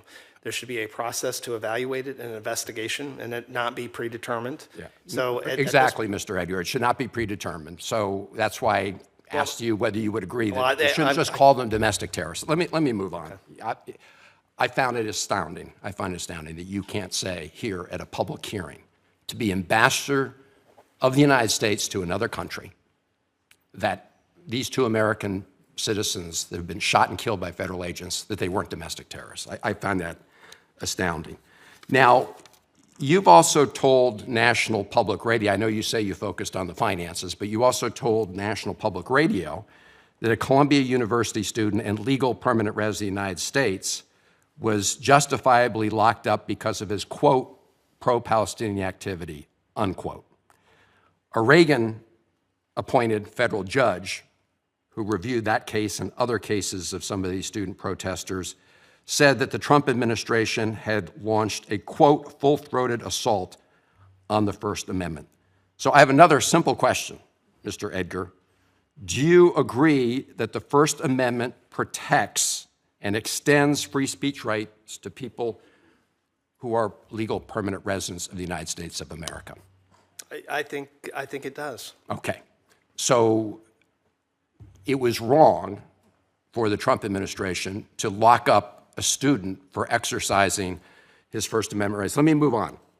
Do you agree that the right to due process extends to people residing in the United States? I'm going to qualify both this due process and freedom of speech as I think that you've got to separate citizens, U.S. citizens, and their constitutional rights. When you have folks that are out there that are like a lawful, an LPR, permanent. Let me just say this. This is why I asked you if an American ambassador should have an understanding of the Constitution. It is clear law that both First Amendment and due process rights extend to people residing in the United States. I just want to. Something. It is absolutely. Do you agree with the Supreme Court's 9-0 decision that Kilmar Abrego Garcia was wrongfully sent back to El Salvador? Do you agree with the 9-0 decision? I'm not going to comment. I can't comment. There's a stop that we aren't supposed to make making comments because it's still under pending litigation. No. This is a 9-0. This part of the case is closed. Yeah. That was a Supreme Court decision. Do you agree that it was illegal to send Kilmar Abrego Garcia back to El Salvador? I think that it's been admitted already by ICE there was an administrative error. So I think that's Right. fact. So you agree with the Supreme Court decision? I'm just looking for some, constitutional provision that you agree with. And I just want to say, Mr. Chairman, in closing, my colleagues have asked you about human rights in El Salvador. You're talking about the president of El Salvador. He calls himself the world's coolest dictator.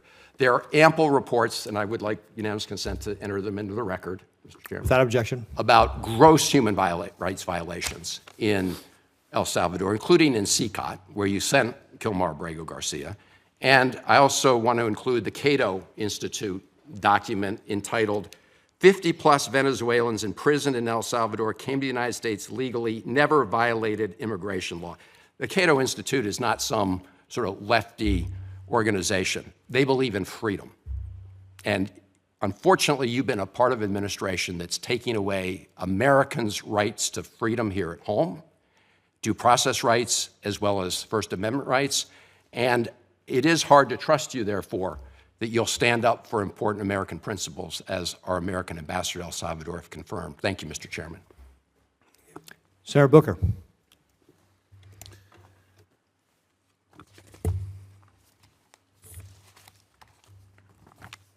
Thank you, Mr. Chairman. Ms. Garcia, I'm hoping we'll have an opportunity to sit down, and please understand that my anger right now is not directed towards you personally. It's directed to the administration that has utterly undermined what I believe is urgencies on the African continent that we are simply not addressing. They've deprioritized the continent, defunded critical bipartisan programs that we in this committee have worked incredibly hard on, and through their remarks and rhetoric have set our relationships with multiple African countries back and sent these African countries into the arms of Russians and the Chinese. Let me start by pointing out the outrage that it was reported that the Bureau of African Affairs senior Bureau official Nick Checker sent an email to Bureau staff stating, and I'm going to quote here, "To put it bluntly, Africa is peripheral rather than a core theater for U.S. interests." That is utterly outrageous, that a continent that by 2050 will make up 1 out of every 4 human beings on the planet, and because of the aging populations in Asia, America, and Europe, will make up 1 out of every 3 working people, that is not a central strategic interest of the United States of America. On top of that, with critical mineral interests, with key global healthcare concerns, with the fact that we are only 4% of the globe's population, and our economy runs on the consumer practices of the globe, it is ridiculous that that is the perspective of representatives of this administration. The Trump administration's 2025 national security strategy devoted barely half a page to addressing the continent, and only did so in transactional economic terms rather than its strategic importance. This is something that should alarm everybody on this committee. It is outrageous. In December 2025, President Trump recalled 13 ambassadors from African countries. The U.S. maintains embassies across 46 African countries, yet 35 of those posts do not have confirmed ambassadors. 36 if you can count the ambassador to the Africa Union. That is a deep insult to these countries that we have not prioritized our relationships, and that diplomatic vacuum is being filled by the Chinese. This chronic understaffing of these embassies and the bureau you're about to lead undercuts those embassies' operations, undercuts key strategic interests, undercuts our national security. The Trump administration undermines U.S. diplomatic influence and terminates key foreign assistance programs, again, that were bipartisan approved, is giving strategic competitors like China and Russia the ability to massively expand their political, military, economic, humanitarian, and development engagement across the continent. And I want to bring your attention to what has been said already is the world's greatest humanitarian crisis. What is happening in Sudan is the shame of humanity. I visited the Chad Sudan border. I saw the malnourished children. We are seeing literally tens of thousands of deaths happening. And what does the United States, what does the Trump administration do? It cuts our resources. The Trump administration has terminated food, nutrition, emergency health responses, and our own State Department people have said thousands more are dying there as a result. The State Department has determined that the RSF is committing genocide and that the SAF is committing crimes against humanity in Sudan. And what is our response? It's been complicity in allowing these horrors to go on and not stepping up to do something about it. The Trump administration eliminated offices and experts focused on conflict and atrocity prevention there, canceled most, if not all, of the conflict and atrocity prevention programs in the Sudan, and the president has also not nominated another special envoy for Sudan despite the legal requirement to do so. This is a horror. This is a shame. Last week, the administration lifted Russia-related sanctions on 3 top Malian military officials, despite reports that they continue to funnel money to Moscow in exchange for security support. It is a lie that they're concerned about security issues in the way that they're cooperating. And this is, to me, violates what is just common sense. If we want to strengthen commercial, long-term relationships with Africa, the State Department needs to use more tools than just lobbing bombs in and doing nothing about what's happening on the ground. Take Somali. 6.5 Somalis are currently facing high levels of hunger, with more than 1.8 million children facing acute malnutrition. Despite this crisis, the U.S. government has deprioritized humanitarian assistance for Somalia. Since President Trump has taken office, he's ordered 168 strikes against armed groups in Somalia. But yet he's cut aid to help with the crisis that's there. So I say to you, sir, I am livid with this administration's policy. Thousands of people are dying. We're losing our strategic advantage on the continent. Critical minerals are being trafficked by our enemies out of that country to the detriment of this nation. Our adversaries in Russia and China are making a mockery of the vacuum we're creating there. And on top of it all, the greatest humanitarian crises, which we used to define ourselves by leading against humanitarian crises, the greatest one on the earth, we are allowing more children die because of our retreat. And indulging the kindness of the chair, Mr. Edgar, your period at DHS. Senator, just would remind you, you used up to 7 minutes of your 5 minutes without asking a question yet. I appreciate that, sir, but I watch other people go more than 4 minutes over. Not today. Mr. Chairman, I've got a tight schedule here. And Mr. Chairman, I will say that Mr. Coons went 4 minutes over. I will say that colleagues of mine did, and we've just wasted 30 seconds talking about that. I have one comment to finish, if I may. Okay, please finish. I appreciate that. What's happening at the Department of Homeland Security is a mockery, and it happened on your watch. When even their own Inspector General has talked about the systematic obstructing of any kind of oversight. There's so much horrors going on when people simply turn the other way and don't stare it in the eye.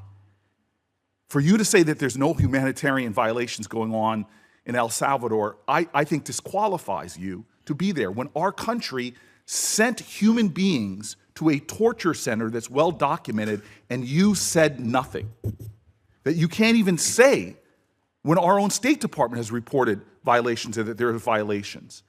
I will tell you the greatest horrors in this world have been enabled by functionaries and bureaucrats that allowed things to go on without speaking up in a noble fashion that reflects the values of this country. Your performance here has been utterly inadequate, and there's just no way you should be the ambassador of that nation. Thank you, Mr. Chair. Senator Haggerty. Thank you, Mr. Chairman. I want to touch very briefly on our investment in the U.S.-Philippine alliance. It's something that I've been deeply invested in and worked alongside my colleague Senator Kane to pass the Philippines Enhanced Resilience Act. We did that as part of the FY 2026 NDAA. This new law authorizes $500 million in foreign military financing grants and $1 billion in FMF loans to the Philippines over the next 5 years. The goal of this is to increase the capabilities and interoperability of the Philippines and in the U.S.-Philippine alliance. So, Mr. Lipton, my question is very simple. Will you commit to making PARA, that's this law, making PARA implementation a top priority of your tenure if you're confirmed? Senator, thank you very much for that question.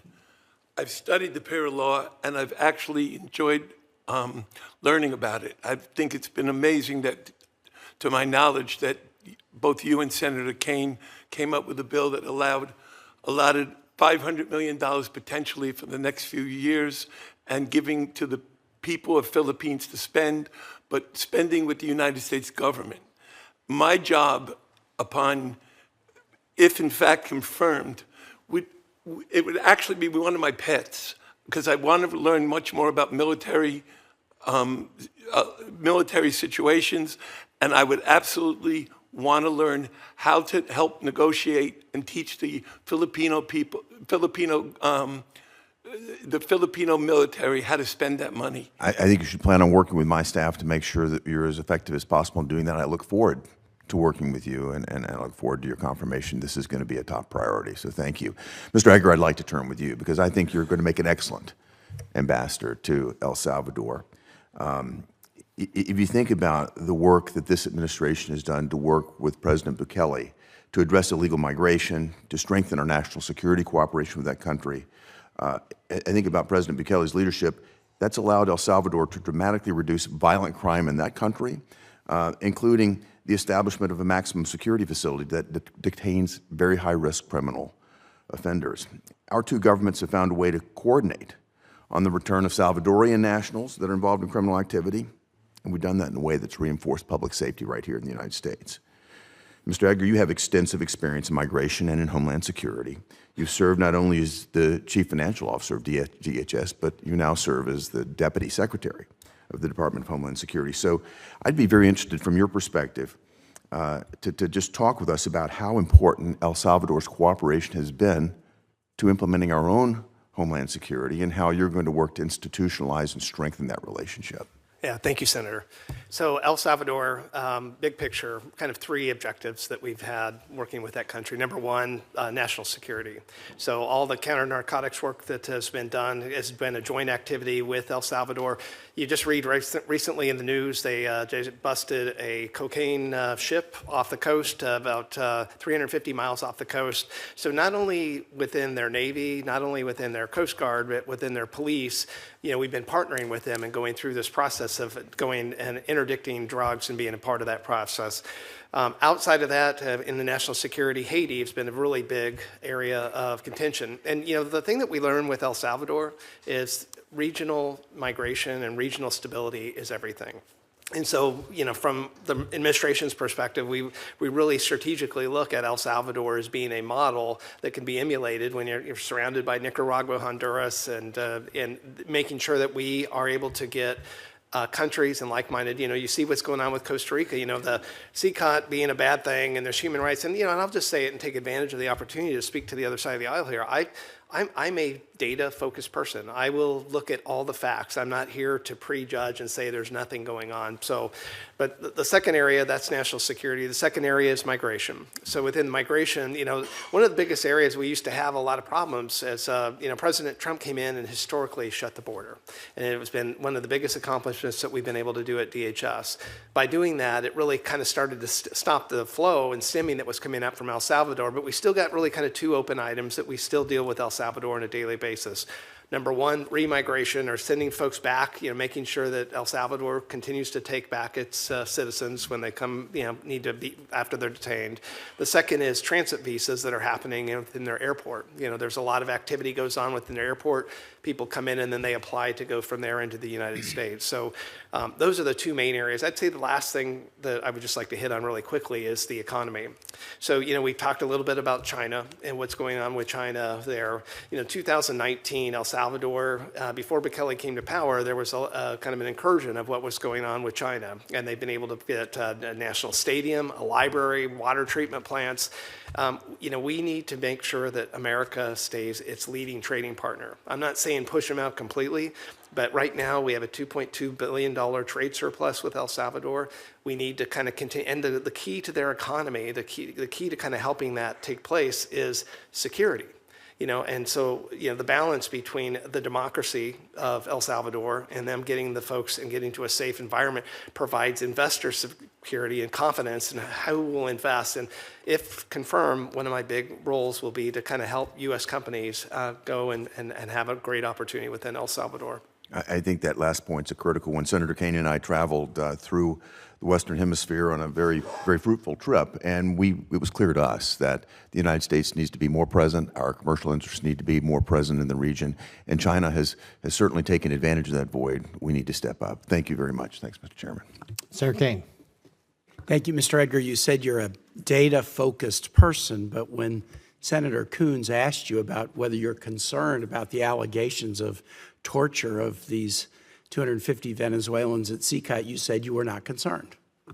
That was your answer. You said you had 3 other issues you were concerned about, but on allegations of torture that have been upheld even by parts of the administration, you said you weren't concerned. You said you're a data-focused person that doesn't want to prejudge issues, but when Senator Van Hollen said, hey, it was wrong to call Ms. Good and Mr. Preddy domestic terrorists, wasn't it? You wouldn't agree that was wrong to do it. So I wonder whether you're data-focused and don't want to prejudge, or whether you're just focused on the data you want to see, cherry-picking things you want to see and not others. You mentioned in your testimony that access by members of Congress to DHS facilities was a process that has been worked out successfully. It hasn't. You said people shouldn't be able to show up unannounced, and I do agree with you on that. There's a DHS facility in Virginia that I made repeated efforts to visit in the fall and to schedule in advance, and they kept changing the date, and then they kept telling me all these restrictions. I was not allowed to talk to anyone there. I mean, oversight from the committees that are voting for your budget means we ought to be able to visit and ask questions. And when a department deprives oversight, even under pre-scheduled advance notice, I want to come down and visit, the natural conclusion you reach is you're ashamed of what's going on, or you don't want members of Congress or the public to see it. It's completely, even if it was true, what Senator Murphy was said, these facilities are only funded by reconciliation dollars. That's no reason to deny a member of Congress. It was Congress that voted on the reconciliation bill. That's no reason to deny a member of Congress the ability to come in and take a look at a facility. So I have very significant questions about the testimony that you've given here today, and I just want to put on the record that the claim that the DHS has a process by which members can actually see these facilities, I think, is demonstrably false. Eventually, I refused to go because I wasn't going to go and have shackles on my ability actually to do the work that I think members of this committee ought to be able to do. Your responsibility at DHS was heavily in the finance space. The reporting is that Salvador received about $4.76 million for about 250 third country nationals, mostly Venezuelan. So on the money side, Transparency International ranks El Salvador very low in the corruption indices, meaning they're bad, not good.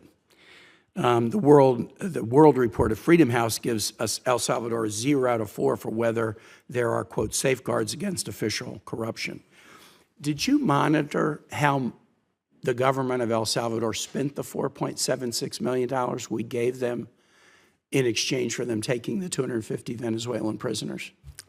No, sir. That money, if you look specifically, was a deal done by the State Department. So right, so you did not, so we don't know whether it went into Bukele's pocket or well, there's stipulations. If you look at the two agreements, the diplomatic notes that kind of set the precursor of that, and then the follow-up detailed, it said that this money was for law enforcement, and it said that when the money is spent, that there would be a requirement for them to show details of that. And so it seemed to me. Do you know whether they have done so? I don't, sir. All right, we'll follow up on that separately.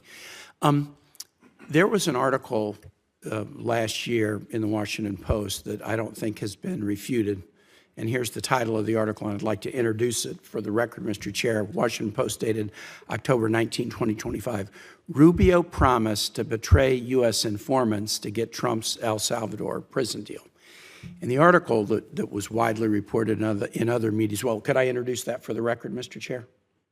Could I introduce that for the record? Without objection. The article was covered in other periodicals as well, suggests that in exchange for accepting the prisoners, Bukele wanted not only the $4.76 million, but he also wanted the United States to take 9 MS-13 members who were imprisoned in the United States and were informants helping the U.S. build a case against MS-13.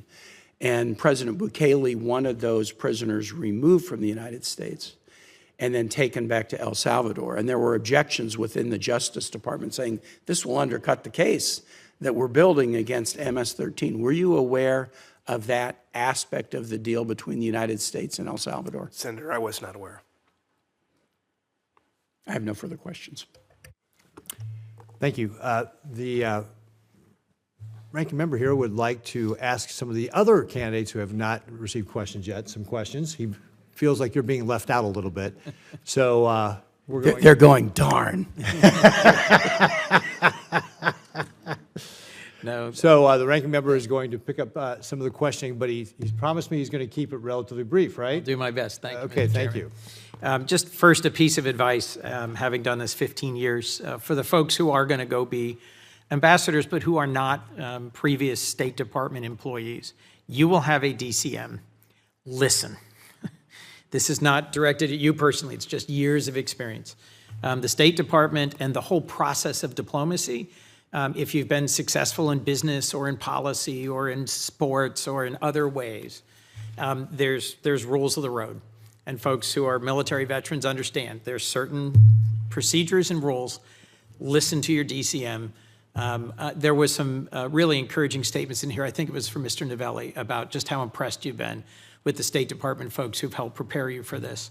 To the extent you rely on the career professionals who run the embassy, who support our mission, they're there regardless of who the administration is and regardless of the partisanship here.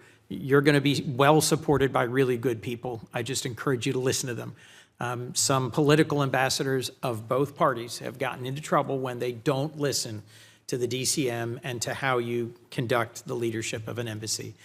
So if I could briefly, Mr. Lipton, I've been to the Philippines a number of times, most recently with Senator Ricketts.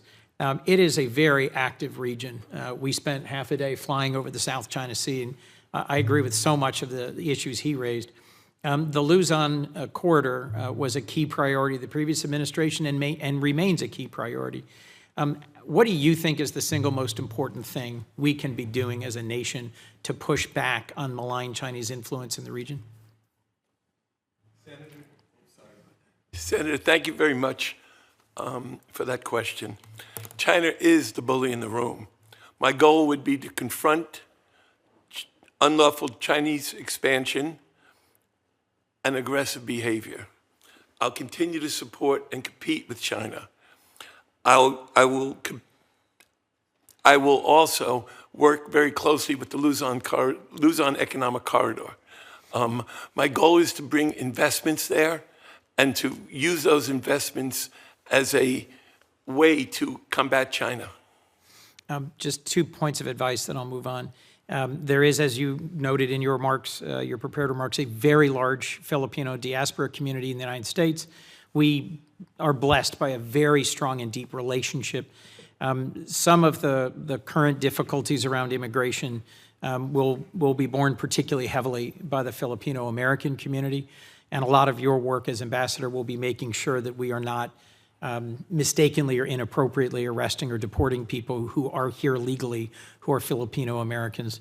And I just commend that to you because it will be felt particularly sharply there. And second, if you haven't already been to the World War II Memorial in Manila, I commend that to you. It's a remarkable place. It is the only U.S. battlefield monument outside the United States where foreign nationals are buried alongside American nationals. And it commemorates the remarkable sacrifice the Filipinos made during our war against Japanese imperialism. And there's a lot to commend the Philippines. You will be serving in a remarkable and dynamic nation. Ms. Roberts, if I might, you are originally from Kazakhstan, is that correct, within the Soviet Union? Yes, Senator. I'm thrilled that you've brought your decades of experience as a State Department employee to representing us in Slovenia. What do you think you will be able to do in Slovenia to get them as a NATO ally that is standing up to Russia's aggression, to Putin's brutal war against Ukraine? How do you get them more invested in Pearl? They've already contributed $46 million. They are a part of our NATO security. What do you think is the most important place for expanded opportunities in our partnership with Slovenia?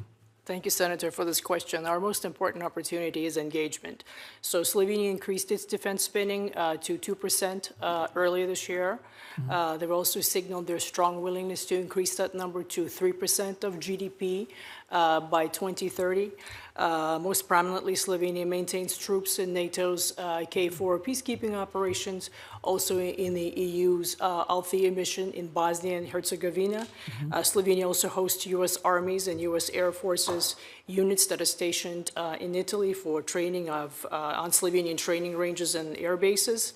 Our relationship continues to deepen. We do have some existing programs like our military-to-military exchanges, IMET. So if confirmed, I will continue to use my position to ensure that Slovenia meets its NATO defense spending Who's the obligations. National Guard state partner with Slovenia? Colorado. Colorado. That's been so for 30-plus years. I'll commend to the, I guess not New Zealand, but to El Salvador and the Philippines, one of the most important security partnerships we have across the continent of Africa and around the world are state partnerships between National Guards and countries that, let's just say, where the military needs more clarity about civilian control of the military, and the mission and the training and the support is sustained over a very long time through SPP. Mr. Novelli, you mentioned in your testimony that the Cook Islands is of particular interest to you. It is to me as well, and that you'll be engaged in the sustainable development opportunities of their massive seabed resources. Just talk for a minute about how engaging beyond our Five Eyes ally, New Zealand, but with the three island nations that you'll be charged with. Just talk to me about how you will prioritize that and what are your core issues. So I'm very proud to be the inaugural U.S. ambassador to both Niue and the Cook Islands.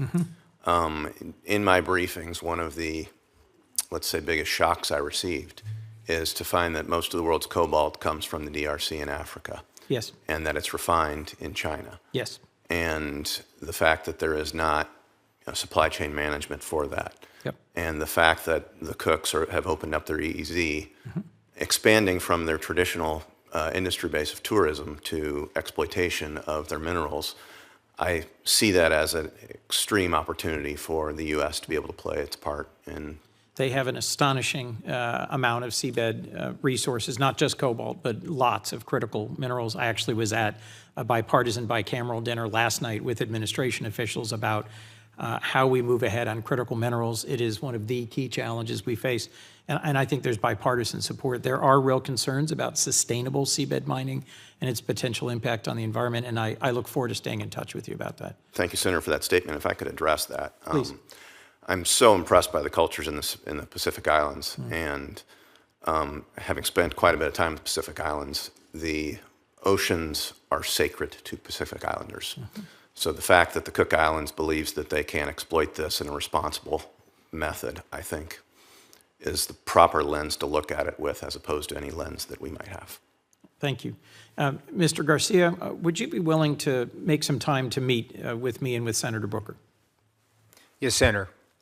I appreciate your decades of military service to our nation, your interest in the continent, and your partnership with AFRICOM. I recently met the new AFRICOM Commander, General Anderson, in Munich, and was very impressed and actually encouraged. I was the chair of the Africa Subcommittee here for several Congresses, have been to 34 countries on the continent, went to college in Nairobi, and have been actively involved in the confirmation of virtually every ambassador we've had over my period. There are enormous issues on the continent, security issues, humanitarian issues, development issues. Given I've already imposed on the gratitude and support of my friend and colleague here, I'll cut this short. But to Mr. Lipton and to Mr. Garcia, One of the resources as a nation we have long had is disaster response and humanitarian assistance. The Philippines is the #1 disaster-impacted country on earth, and abruptly shutting down our disaster and humanitarian response was not well received there. I do think we are working towards rebuilding and sustaining some of it, and I think that's something we should not set aside. It is a highly valued capability of the United States that used to be resident at USAID, and the abrupt shutting down of that capability, I think, was a tragic mistake.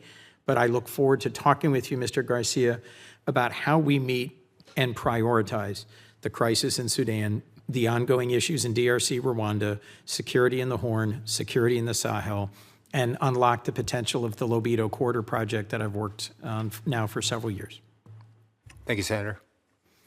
Thank you all. I appreciate the opportunity to ask an additional round of questions, and I hope you are relieved to hear. Just so you know, that you went Chairman. so long, that actually is like 2 extra rounds of questions. I hope you are relieved to hear that I'm now done. Thank you. And Senator Kane has requested one more question as well. And this is a question sort of urging consideration of Mr. Novelli. Fascinating background. You and I both have Missouri roots. I went to Mizzou, Rockhurst High School, across the state from St. Louis U. We've never had an NBA owner of a basketball team in Australia before us. And it does point out we still don't have an ambassadorial nominee for Australia, which I think is a real weakness. But I think you bring a lot to the table. I just wanted to urge and then ask you this. We spend a lot of time in this committee and in the Armed Services Committee talking about the Arctic as an area of competition. So we'll talk about the Arctic all the time. We seldom talk about the Antarctic. And my recent trip to Australia shows that there's a lot of reason to be concerned about that. And the Australians, I didn't go to New Zealand on the trip, but the Australians said, and the folks in New Zealand are very worried about this too. So I would just, ask for your assurance that that would be an area that, A, you would focus on with the government of New Zealand, but also report back to us. Because again, in armed services and in this committee, the mentions of the Arctic to the Antarctic have to be 100 to 1. But I do think this is increasingly an area where we ought to be paying attention, and you're giving us information about what's going on and what the concerns of the New Zealand government is would be very helpful to us. I'd ask for your assurance on that.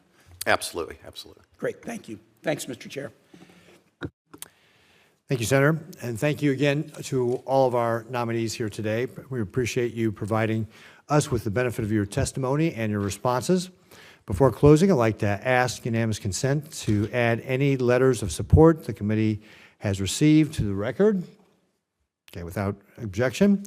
I will also note for the information of members that the record will remain open until the close of business tomorrow, March 6th, including for members to submit questions for the record. Thanks to the committee for this hearing. I appreciate it, and we are now adjourned.